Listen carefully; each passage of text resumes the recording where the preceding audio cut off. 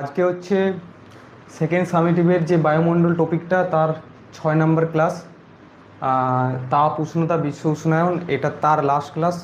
এই বায়ুমণ্ডল টপিকটা খুব একটা বড় চ্যাপ্টার। এখানে যে সমস্ত কনসেপ্ট থিওরি যেগুলো আছে সম্পূর্ণগুলো ডিটেলস আলোচনা করেছি।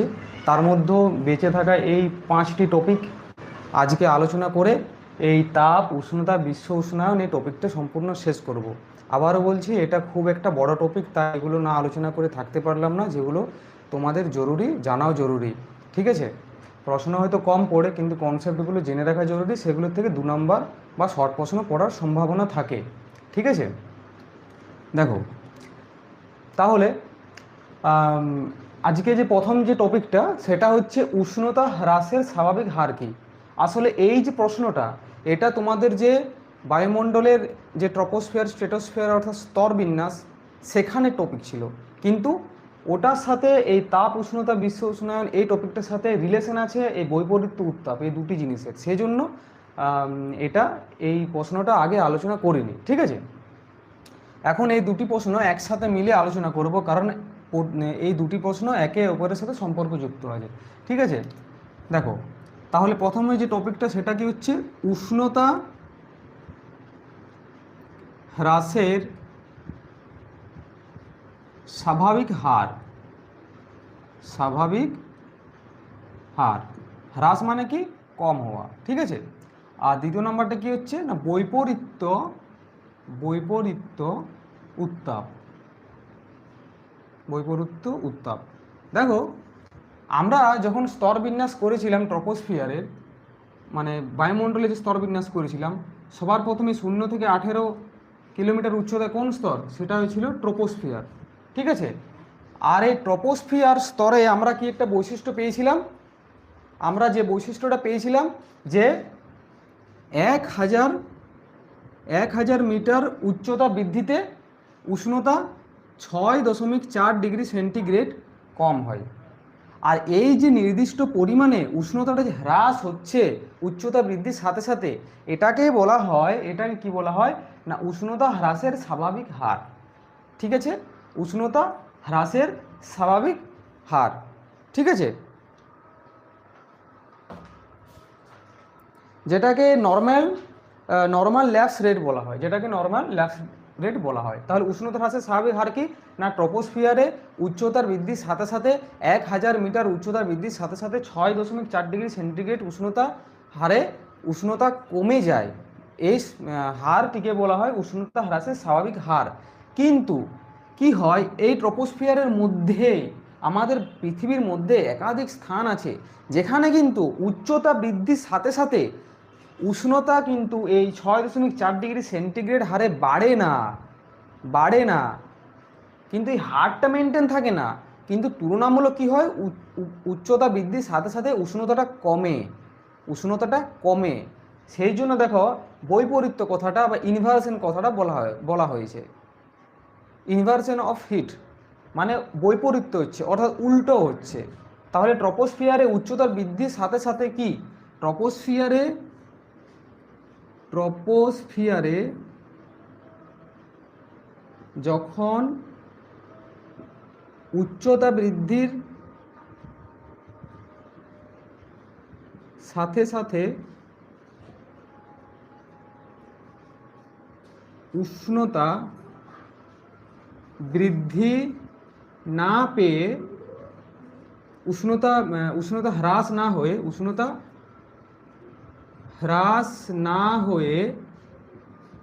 উষ্ণতা বৃদ্ধি পায়, উষ্ণতা বৃদ্ধি পায়, তখন তাকে বৈপরীত্য উত্তাপ বলে। ঠিক আছে, কনসেপ্টটা বোঝা গেছে। চলো এটা একটা ছবির সাহায্যে বুঝে নেওয়া যাক যে ব্যাপারটা কি হয়। দেখো তোমরা যখন নদী দ্বারা ক্ষয়কার্যযুক্ত সঞ্চয়কার্য যুক্ত গঠিত ভূমিরূপ তোমরা যখন দেখেছো, তখন তোমরা জানবে এই যে বিশেষ আকৃতির একটা ভূমিরূপ তৈরি হলো, এটা হচ্ছে কি আকৃতির ভূমিরূপ, এটা হলো একটা ইউ আকৃতি গঠিত ভূমিরূপ। তাহলে এই যে পার্বত্য অঞ্চলে রাত্রিবেলাতে, দেখো এটা একটা চাঁদ, ঠিক আছে, পার্বত্য অঞ্চলে রাত্রিবেলাতে কি হয় না দিনের বেলাতে সূর্য থেকে যে তাপটা এই সম্পূর্ণ পার্বত্য অঞ্চলে পড়েছিল, সে তাপটা এখানেও পড়েছিল আর সেই তাপটা এই স্থানেও পড়েছিল। আচ্ছা, পর্বতের এই যে ইউ আকৃতি বিশিষ্ট যে স্থানটা, ভূমিটা, এটাকে কি বলা হয় জানো? এটাকে বলা হয় উপত্যকা। তাহলে যে টার্মটা পাচ্ছি সেটা হচ্ছে কি বলা হচ্ছে না উপত্যকা। তাহলে পার্বত্য উপত্যকা। তাহলে দেখো পর্বতের উচ্চ স্থানেও তাপ পড়েছে দিনের বেলা সূর্যের দ্বারা, আর উপত্যকাতেও দিনের বেলা সূর্যের দ্বারা তাপ পড়েছে।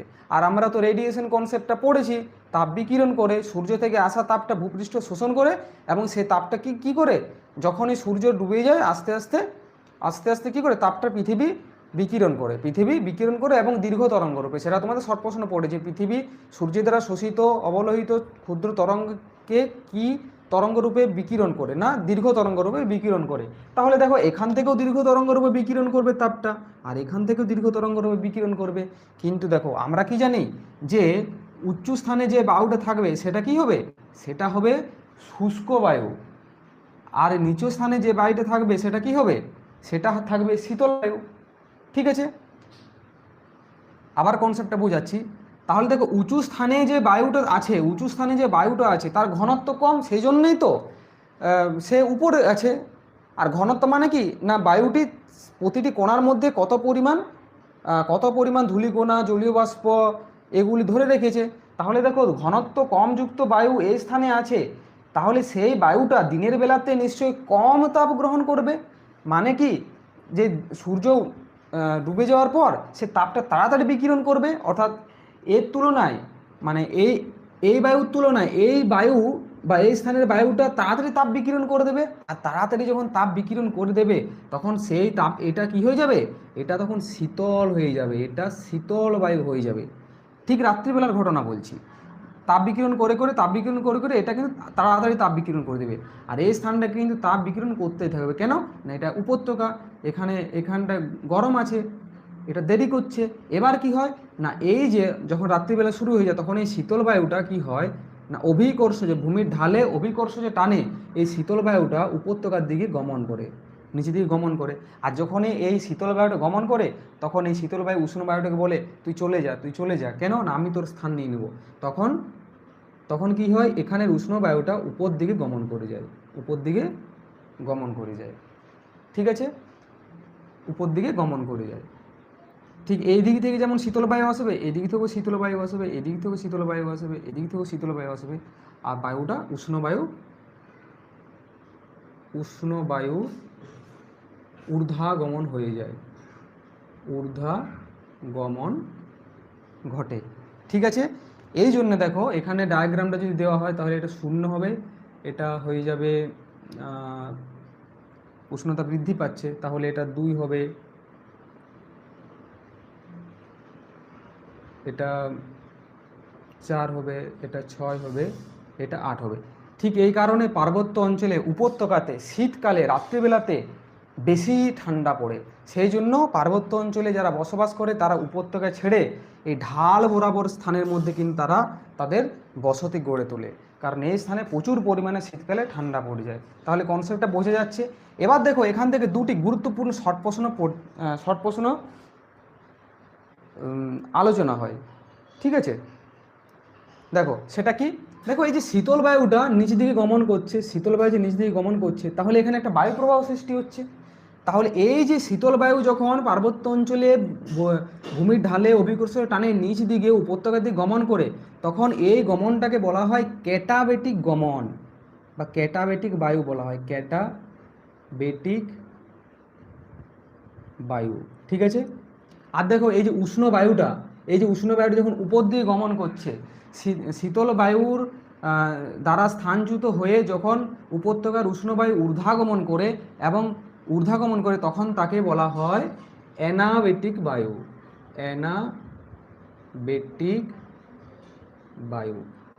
এটা তোমাদের শর্ট প্রশ্ন পড়ে। আবার দেখো এই ক্যাটাবেটিক, অ্যানাবেটিক বায়ু এই দুটি কিন্তু আঞ্চলিক বায়ুর একটা উদাহরণ। যখন তোমরা বায়ু প্রবাহের শ্রেণীবিভাগ পড়বে তখন এই কনসেপ্টগুলো কাজে লাগবে। তাহলে দেখো উষ্ণতা হ্রাসের স্বাভাবিক হার এই প্রশ্নটা, আর বৈপরীত্য উত্তাপ এই প্রশ্নটা কিন্তু আলোচনা করলাম। ঠিক আছে, আশা করি সকলের বোঝা গেছে।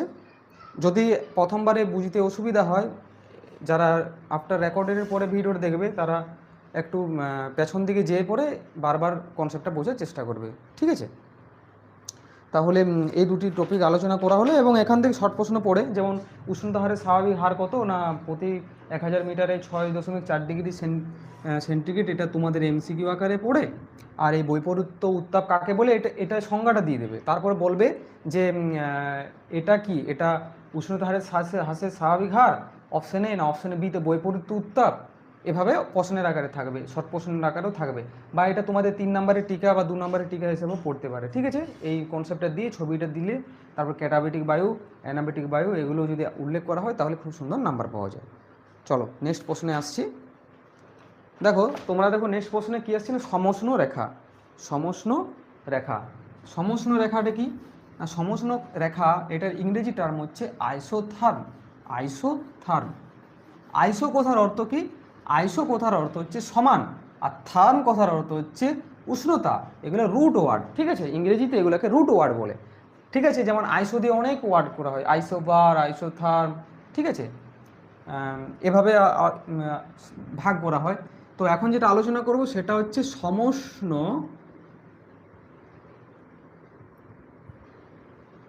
সমষ্ণ রেখা বা আইসোথার্ম, আইসোথার্ম, ঠিক আছে? এই আইসো এটা হচ্ছে একটা গ্রিক শব্দ বা গ্রিক ওয়ার্ড, আর থার্ম কথার অর্থ, আইসো কথার অর্থ কি না সমান, আর থার্ম কথার অর্থ হচ্ছে উষ্ণতা, ঠিক আছে? আইসোথার্ম কি, দেখো এটা হচ্ছে আমাদের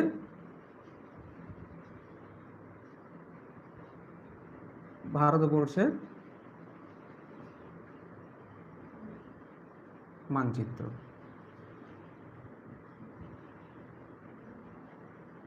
এটা হচ্ছে আমাদের ভারতবর্ষের মানচিত্র, ঠিক আছে? দেখো এবার দেখা যাচ্ছে এই মানচিত্রে আমাদের এটা পশ্চিমবঙ্গ রাজ্য, ম্যাপে তো আলোচনা করেছি। ধরো এখানকার উষ্ণতা হচ্ছে, এভারেজ উষ্ণতা হচ্ছে 30 ডিগ্রি, 25 ডিগ্রি ধরে নাও, ঠিক আছে? আর এখানে মধ্যপ্রদেশ আছে, এখানেরও উষ্ণতা হচ্ছে 25 ডিগ্রি, আর এখানে ঠান্ডা পড়বে, তাহলে এখানের এভারেজ তাপমাত্রা আমি 10 ডিগ্রি লিখছি, ঠিক আছে? আর এখানে সিকিম আছে, এটা যেহেতু হিমালয়ের অংশ, এখানেও তাপমাত্রা 10 ডিগ্রি, ঠিক আছে? তাহলে কি দেখতে পাওয়া যাচ্ছে, দেখো যে দুটি স্থান এবং দুটি তাপমাত্রা কিন্তু বন্টন করা আছে, এটা 10 ডিগ্রি, এটা 10 ডিগ্রি, এটা 10 ডিগ্রি, এটা 10 ডিগ্রি। এবার দেখো এই দুটি রেখাকে আমি কিন্তু মিলিয়ে দিলাম, ঠিক আছে? এই দুটি রেখাকে আমি মিলিয়ে দিলাম, আবার এই দুটি রেখাকে আমি মিলিয়ে দিলাম, তাহলে কি হলো না, পৃথিবীর, এটাকে যদি বলি যে আচ্ছা দেখো তাহলে এই স্থানের গড় উষ্ণতা হচ্ছে 10 ডিগ্রি আর এই স্থানের গড় উষ্ণতা হচ্ছে 10 ডিগ্রি। এবার আসছি যে ভূপৃষ্ঠে যে সকল স্থানের গড় উষ্ণতা প্রায় একই রকম হয়, দেখো এই স্থানের গড় উষ্ণতা 10, তো এই স্থানের গড় উষ্ণতা 10, এই স্থানের গড় উষ্ণতা 10, তো এই স্থানের গড় উষ্ণতা 10। ভূপৃষ্ঠে যে সকল স্থানের গড় উষ্ণতা প্রায় একই রকম হয়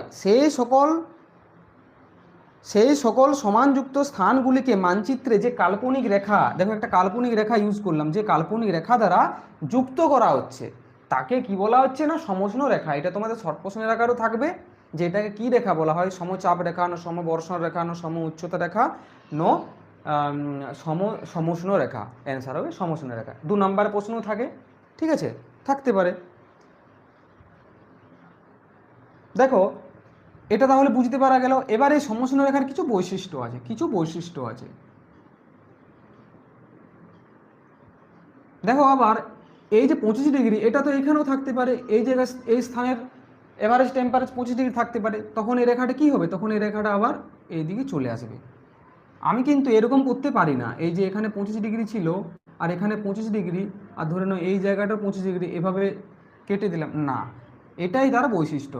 সেই বৈশিষ্ট্যটা কি না, রেখাগুলো, সমষ্ণ রেখাগুলো একে অপরকে ছেদ করে না, ছেদ করে না, ঠিক আছে? আরেকটা বৈশিষ্ট্য কি, আরেকটা বৈশিষ্ট্য হচ্ছে এই রেখাগুলো কিন্তু সমান্তরাল, এই রেখাগুলো কিন্তু সমান্তরাল, সমষ্ণ রেখাগুলি একে অপরের সাথে সমান্তরাল থাকে, সমান্তরাল থাকে। আর বৈশিষ্ট্য কি? আর বৈশিষ্ট্য হচ্ছে যে এই রেখাগুলির বিস্তার, এই রেখাগুলি কিন্তু এইভাবে বিস্তার, মানে কি দেখো এটা হচ্ছে পূর্ব দিক, এটা হচ্ছে ইস্ট, এটা হচ্ছে ওয়েস্ট। সমষ্ণ রেখাগুলির বিস্তার পূর্ব থেকে পশ্চিম দিকে, স্টার্টিংটা সবসময় পূর্ব থেকে পশ্চিম দিকে হয়, পূর্ব থেকে পশ্চিম দিকে হয়। সমষ্ণ রেখা যে সূত্রে যে পদ্ধতি তৈরি করা হয়েছে তখন এটা নির্ধারণ করা হয়েছে যে পূর্ব থেকে পশ্চিম দিকে কিন্তু বন্টনটা হবে। তাহলে সমষ্ণ রেখাগুলি পূর্ব, এটা তোমাদের শর্ট প্রশ্ন আকারে থাকে, ঠিক আছে, যে সমষ্ণ রেখাগুলি কোন দিক থেকে কোন দিক থাকে না, পূর্ব দিক থেকে, পূর্ব থেকে পশ্চিমে এর বিস্তার, ঠিক আছে, পূর্ব থেকে পশ্চিমে বিস্তার। আর কি বৈশিষ্ট্য? দেখো এই যে সমষ্ণ রেখাগুলি ব্যবহার করা হচ্ছে, ঠিক আছে, দেখো এটা হচ্ছে আমাদের, এটা হচ্ছে একটা 2D পিকচার। যদি আমি 3D হিসাবে ব্যবহার করি, ধরে নাও এটা হচ্ছে আমাদের পৃথিবী, ঠিক আছে। তো পৃথিবীর দেখো এই সমষ্ণ রেখাগুলি কিন্তু এই পৃথিবীর নিজস্ব বডিটার মধ্যে কিন্তু লেগে আছে। মানে ধরে নাও এই ধরে নাও আমাদের ভারতবর্ষের এভারেজ টেম্পারেচার 27 ডিগ্রি, আর এখানে সুদান বলে একটা আফ্রিকার দেশ আছে সেখানে 27 ডিগ্রি। তো পৃথিবীর যদি সমষ্ণ রেখাগুলি টানা হয় তখন এইভাবে থাকবে। তাহলে দেখো এটা কিন্তু দেখো একটা অনুভূমিক বিস্তার হচ্ছে। অনুভূমিক মানে কি? হরাইজন্টাল, এইভাবে বিস্তার হচ্ছে, হরাইজন্টাল বিস্তার হচ্ছে। আর উল্লম্ব মানে কি? যেটা এইভাবে বিস্তার। তাহলে আমাদের এই যে পৃথিবীর মধ্যে তাপমাত্রা হচ্ছে তার দুটি বন্টন দেখতে পাওয়া যায়, একটা হচ্ছে অনুভূমিক বন্টন আর একটা হচ্ছে উল্লম্ব বন্টন। উল্লম্ব বন্টন মানে পৃথিবীর গা থেকে এই যে বায়ুমণ্ডলের দিকে যে তাপের বিস্তারটা সেটা হচ্ছে উল্লম্ব বন্টন। তাহলে এই সমষ্ণ রেখা দ্বারা তাপের অনুভূমিক বন্টনকে নির্দেশ করে, ঠিক আছে। আর এই অনুভূমিক বন্টন বা তাপের এই যে সমষ্ণ রেখা এটা কিন্তু অক্ষরেখা অক্ষরেখা অনুযায়ী হয়, অক্ষরেখা অনুযায়ী হয় মানে কি দেখো বলে দিচ্ছি। ধরে নাও আমাদের দেখো পশ্চিমবঙ্গ যেহেতু কর্কটক্রান্তি রেখার উপর দিয়ে গেছে, তাই না? তাহলে পশ্চিমবঙ্গের অক্ষাংশ কত বিস্তার কত? তাহলে 23.5 ডিগ্রি উত্তর হবে। আর দেখো এখানে গুজরাটের মধ্যে দিয়ে গেছে, আর গুজরাটের মধ্যেও এটা অক্ষরেখাটা হবে, ঠিক আছে। এবার দেখো অক্ষরেখাটা এটা হবে 23.5 ডিগ্রি, ঠিক আছে। তাহলে পশ্চিমবঙ্গে 23.5 ডিগ্রি আর গুজরাটে 23.5 ডিগ্রি। এই যে অক্ষরেখা অনুযায়ী এই অক্ষরেখা বরাবর কিন্তু উষ্ণতা বলা হচ্ছে কত না 25 ডিগ্রি, ঠিক আছে, 25 ডিগ্রি। বুঝতে পারা যাচ্ছে? এটা হচ্ছে তার একটা বৈশিষ্ট্য। ব্যাস এই কনসেপ্টটা এখানেই শেষ হলো, এই কনসেপ্টটা এখানেই শেষ হলো। এখান থেকে কি কি প্রশ্ন পড়ে না, সমষ্ণ রেখা কি, আইসো কথার অর্থ কি, থার্ম কথার অর্থ কি, এটা হবে। আর বৈশিষ্ট্যের মধ্যে থাকবে যেমন এই প্রশ্নটা থাকবে পূর্ব থেকে পশ্চিম বিস্তার, এটা তোমাদের শর্ট প্রশ্নের আকারে থাকবে, ঠিক আছে। আর বলবে যে আইসোথার্ম বা সমষ্ণ রেখাটা অক্ষরেখা না দ্রাঘিমা রেখাকে অনুযায়ী হয়, কাকে ফলো করে না, অক্ষরেখাকে ফলো করে। ব্যাস এই প্রশ্নটা হলো। নেক্সট আসছি, এক সেকেন্ড।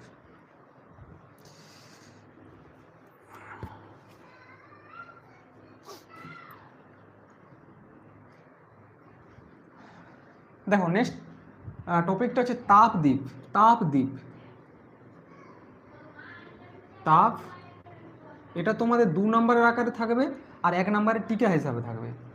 খুব একটা কনফিউজিং একটা টপিক, যেটা হচ্ছে হিট আইল্যান্ড। তাহলে তোমরা দ্বীপ ওয়ার্ডটা পেয়ে তোমরা নিশ্চয়ই ভাবছো দ্বীপ মানে তো আমরা জেনেছি যে যে ব আকৃতির বিশেষ একটা স্থান চারদিক সমুদ্র দ্বারা ঘেরা, সেটা হচ্ছে বদ্বীপ বা দ্বীপ, ঠিক আছে, সেটা হচ্ছে দ্বীপ। তাহলে এরকম কিছু হবে না, এরকম কিছু হবে না। চারদিক দিয়ে ঘেরা থাকবে, কিন্তু সেটা কি না কোনো একটা স্থান যেটা শহরাঞ্চল হবে, শহরাঞ্চল বা পৌরাঞ্চল, ঠিক আছে, শহরাঞ্চল বা পৌরাঞ্চল। আর তার চারপাশে গ্রাম দিয়ে ঘেরা থাকবে, যার চারপাশ গ্রাম দিয়ে ঢাকা থাকবে, গ্রাম, ঠিক আছে, যেখানে গাছপালা থাকবে, কাঁচা রাস্তা থাকবে, এগুলো হচ্ছে গ্রাম। ব্যাপারটি কি হয় দেখো, আমরা তো জানি শহরাঞ্চল উন্নত কিসের দিক থেকে উন্নত না, বড় বড় কনস্ট্রাকশন হয়, রড সিমেন্ট ইট বালি এইসব দিয়ে পাকা বাড়ি তৈরি করা হয়, কলকারখানা তৈরি করা হয়, প্রচুর বসতি গড়ে ওঠে, মানুষের কাজ কারবার হয়, মোটরসাইকেল, তারপরে গাড়ি প্রভৃতি যানবাহনের চলাচল বেশি, যার জন্য পলিউশন বেশি হয়। এই যে এতগুলো কারণ বললাম, যে ঘটনাগুলো বললাম, এর দ্বারা কি হয় না শহরাঞ্চল কি বেশি বেশি উষ্ণ হয়, শহরাঞ্চল বেশি উষ্ণ হয়। আর দেখো, ধরে নাও আমরা সকলেই শহরের বাসিন্দা, আর আমরা কি বিকেলবেলাতে কী করি, বন্ধু বান্ধব সবাই মিলে আমরা একটু আশেপাশের ফাঁকা জায়গা দিকে আমরা মোটরসাইকেলে করে বেড়াতে যাচ্ছি। যখনই আমরা শহরাঞ্চল ক্রস করি আর যখনই একটু ফাঁকা রাস্তার দিকে যাই, যেখানে চারিপাশে গাছ দিয়ে ঘেরা বা আশেপাশে গ্রাম আছে, তখন কি হয় আমাদের তুলনামূলক যে শহরের যে গরমটা সেটা পেরিয়ে যখন আমরা ওই স্থান দিকে যাই, দেখবে আমাদের কিন্তু তুলনামূলক উষ্ণতাটা কম মনে হয় এবং ঠান্ডা ঠান্ডা লাগে। শীতকালে এটা বেশি দেখতে পাওয়া যায়। শীতকালে কোনো স্থানে ঠান্ডা তো বেশি পড়ে, তা সত্ত্বেও যখন আমরা শহরাঞ্চল ক্রস করে যখন আরও ফাঁকা স্থান দিকে যাই, তখন আমরা কি বলি ঠান্ডাটা এবার বেড়ে গেল। কেন বেড়ে গেল না, এই যে শহরাঞ্চলে কি হয়, এই যে কনস্ট্রাকশনগুলো বললাম, পলিউশনগুলি বললাম, বড় বড় বিল্ডিংগুলি, সেটা কি হয় সূর্য থেকে যে রশ্মিটা আসলো সেটা কিন্তু সে বেরোতে দেয় না, মানে তাপ বিকিরণটা দেরিতে হয়।